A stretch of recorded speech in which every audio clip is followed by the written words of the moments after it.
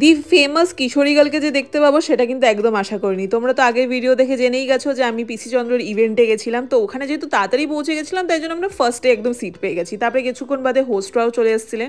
দেন কন্টেস্টেন্টদের পুরো জার্নিটা আমাদের সাথে শেয়ার করা হয়, অডিশন টু সেমিফিনালে অবধি কীভাবে ওনাদের গ্রুম করা হয়েছে, কীভাবে সিলেকশন হয়েছে, সমস্তটা একটা ছোট্ট ভিডিওর মাধ্যমে শেয়ার করা হয়েছিল। The Kishori of our Bengali film industry, the beautiful, gorgeous Idhika Pal.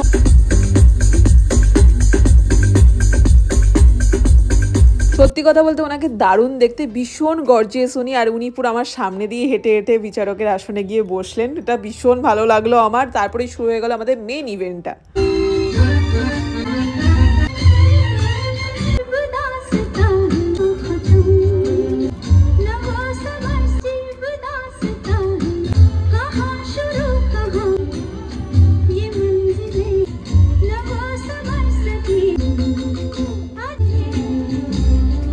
नजर जरा